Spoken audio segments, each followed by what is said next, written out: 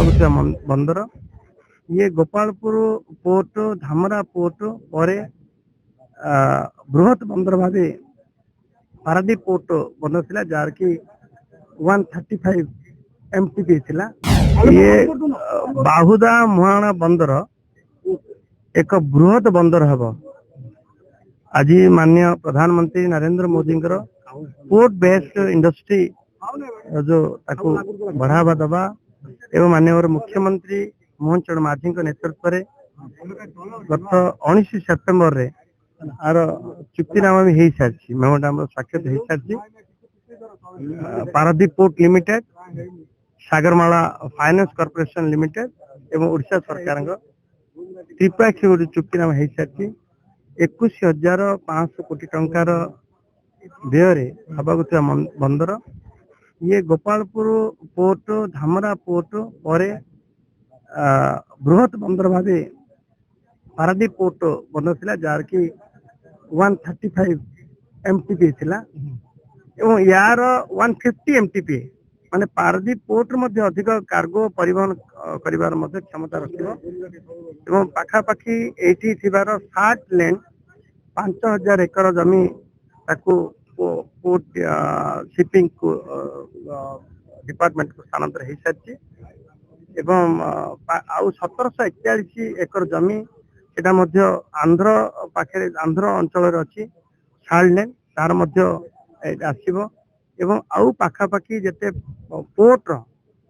पाख regional port मध्य सुविधा logistic सुविधा मध्य आउ 1741 मध्य लैंड एक्विजिशन हम। एक बृहत परिकल्पना बृहत बंदर योजना आम धन्यवाद देवु प्रधानमंत्री नरेंद्र मोदी जी को माननीय मुख्यमंत्री मोहन चरण माझी को। आज आम ये बाहुड़ा मुहान केमती अति शीघ्र मेजर पोर्ट डेवलप हो से ऑनरेबल मिनिस्टर संगे आसलु आम कलेक्टर ऑनरेबल एमएलए हमर अच्छा बुलिक देखलु केमती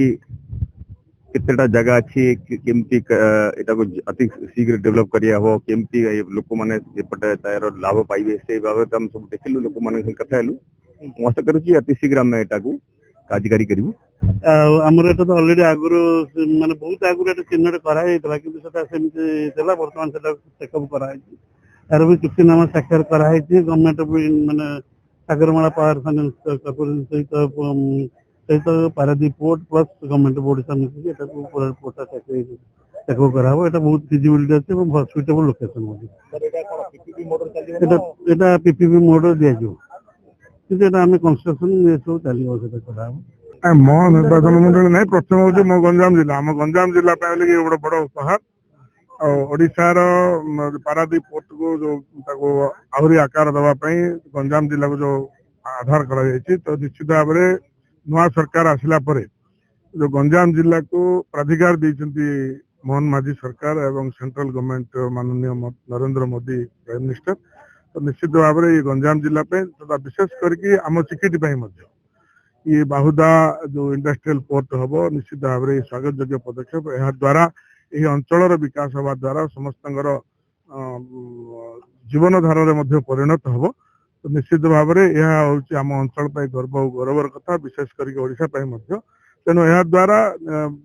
माने समस्त क्षेत्र में निजुक्ति क्षेत्र में कहतु कि आत्मनिर्भरशील क्षेत्र में समस्त सहायक हम। 5,000 एकर तो से सॉल्ट बोर्ड जमी गुड़ाक बर्तमान स्थानांतर होची पारादीप पोर्ट अथॉरिटी एवं राज्य सरकार एवं सागरमाला फाइनेंस कॉर्पोरेशन मिसिक गोटे स्पेशल पर्पस व्हीकल ये पर्टिकुलर प्रोजेक्ट तैयारी होची एवं ता भितरे 2,000 एकर पाखापाखि हमर जो एटी सोनापुर चिलिका कहते से वाटर बॉडी 2,000 रु 2,500 एकर पाखापाखि रोची एवं बाकी जो जमी रहिबो 2,000 एकर सेठी पोर्ट बेस्ड इंडस्ट्रीज डेवलप करबा पई प्रस्ताव रखा जाउछि जेतो पोर्ट गोटे तैयारी हेले ताकू एसोसिएटेड इंडस्ट्रीज मध्ये आसीबार संभावना रहउछि एवं ये जो नेचुरल लोकेशन अच्छी आम जाने सोनपुर जो मुहाण अच्छी मुहाण गोटे नेचुरल चैनल हिसाब से जति भी शिप आसो कार्गो शिप आसो से भितर आसवाई ऑलरेडी गोटे एक्जिस्टिंग ये हमको समुद्र भितर जाकि कौन स्ट्रक्चर करने को पड़ो नहीं सब नेचुरल जो एडवांटेज ये रोचे